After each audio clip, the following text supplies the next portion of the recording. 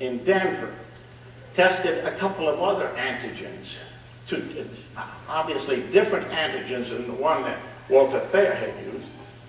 And they did it on 40 patients, and they said, we found no significant elevation to any mycobacteria protein in the samples that we have tested from these 40 patients. So that kind of let the air out. That let the air out right away, and the whole idea that you were going to have a serologic test for this thing. Then Nasser and El-Zattari found some antigens that they thought would be a better measure. So they talked about this P35 antigen and this P36 antigen and said that they could distinguish Crohn's disease patients and ulcerative colitis patients and control patients. Well, I was at a meeting of the Broad Medical Foundation a number of years ago, and Dr. Clancy was there, and he was outlining what he was going to do in Australia as he was going to study some patients with Crohn's disease. And I asked him, I said, is it true that there's no Johne's disease in Western Australia, but there's still Crohn's disease there? And he said, yes, but. You know, he had some qualifiers there that we don't completely understand that. And then my second question to him was, you're going to study these patients. Are you going to get blood from these patients and send them in a coded fashion to Nasser so we can find out if it's really true that he has a test that will distinguish a patient with Crohn's disease based on these antigens from Mycobacterium paratuberculosis? And he said, yeah, I think we'll do that.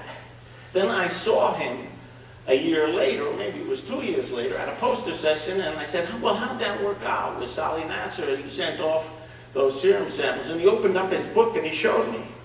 And I only saw the totals, but the totals showed a greater number of positives. I don't know what their cutoff point was, and a greater number of positives in the patients with irritable bowel syndrome in one instance, and in the patients with ulcerative colitis in another.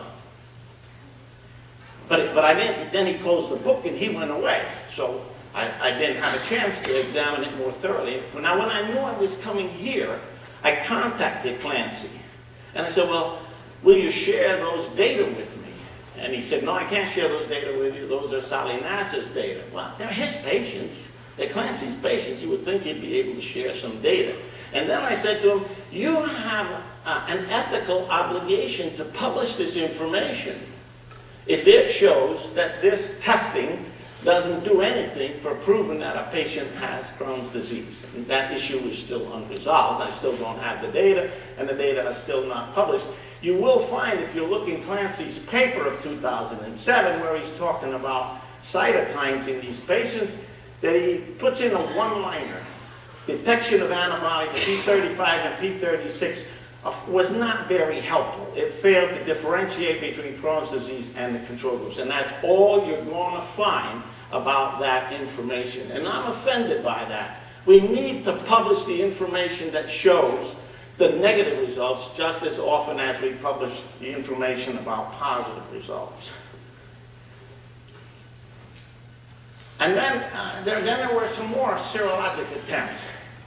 Michael Collins in 2000 uses an IDEX test, a commercial kit, and he adapts it for using humans, and he tests, and he shows that there's a little bit higher frequency of positives among the CD patients than in the UC patients in only one of the controls.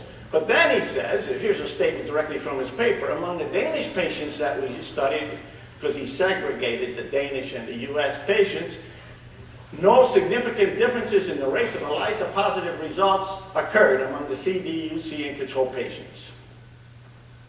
Then he joins up with Bernstein in Manitoba, where they have incidentally, the highest frequency of Crohn's disease in the world. The second highest is here in Minnesota, in Olmsted County, Minnesota. But if you go straight north into Manitoba, that's where they have the highest prevalence of Crohn's disease. Again, using this adapted IDEX method, it's not too clear how that's done in these write-ups. There was no difference in the seropositivity rate among CD patients, UC patients, healthy controls, and unaffected siblings. They're all around about 35%. So what does that mean? Does that mean that the people in Manitoba are inordinately exposed to Mycobacterium paratuberculosis? Or does it mean there's something wrong with the testing? You have to answer that question. I'm not here to answer that question. I'm here to pose that question for you. Maybe the answer to that question comes from Osterstock's work of 2007, where he took calves and he had 3 in each group, and he inoculated them with avium, intracellularis, scrofulatium, and teri, and he recognized that in the groups of 3, sometimes 1 or sometimes 2 out of the 3 would give a false positive reaction to this ELISA kit that is being sold for the recognition of Mycobacterium paratuberculosis diagnosis. False positive serologic reactions may occur during use of commercially available ELISAs. Now, what about the immunohistochemistry? You know, I'm a pathologist. I have to see it to believe it. This is cloudy stuff or not cloudy stuff in a vial. That's not for me. I have to see the results. This is what I want to see.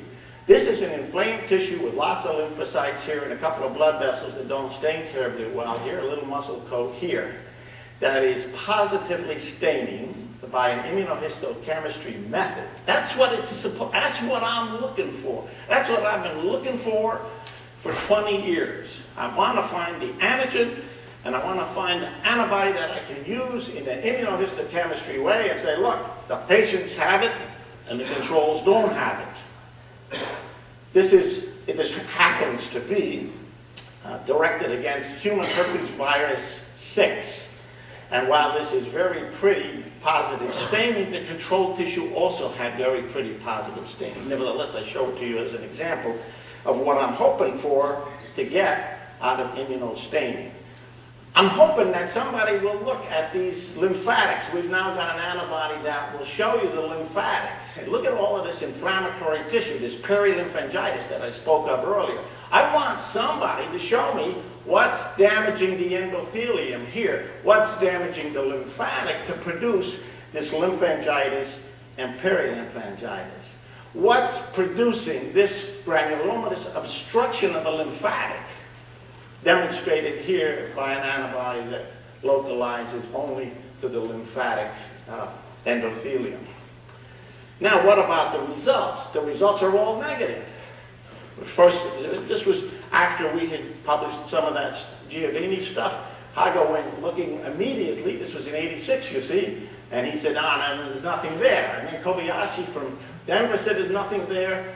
Then I said there was nothing there from the Rhode Island patients, and Carton, who's a world-class immunohistochemist, did a whole bunch of patients from Hartford Hospital. Then I did another group from France, and this work never got published here. Breeze was studying Mycobacterium paratuberculosis, and he and Cheville got some human tissues, and they were going to publish on it, but they were all negative. So that's another piece of negative information that never reaches publication, that he, in fact, found similar negative results when he went looking for evidence of immunoreactivity to Mycobacterium paratuberculosis.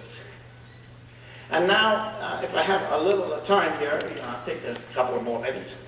Let me tell you about the molecular diagnostics. And I can't go back. I didn't go back to the originals. You know that there were some that preceded the ones that I'm going to show you. And I credit our workers in England, Tim Bull and John Herman Taylor, for this great technique that they have designed, where you use some mechanical disruption, some enzymatic disruption, and you are set to get better results at showing this IS900 segment in your PCR. But I want to show you some conflicts that are troubling to me. For example, this guy does Japanese patients, this group, Sanaga, doing PCR for IS900, and he finds that 88% of the controls are positive. Wow, what does that do for the whole science of this business? If he can find that 88% of the controls are positive and 100% of the CD patients and some of the UC. Then Halton, using specimens from Finland and from Houston, takes this a little step further. He says, well, why don't we use in situ labeling, using that same parts of the IS900 that he uses to label on paraffin blocks. And he reports in his paper that CD patients were 40% positive, but only the granulomatous ones. Now, the non-granulomatous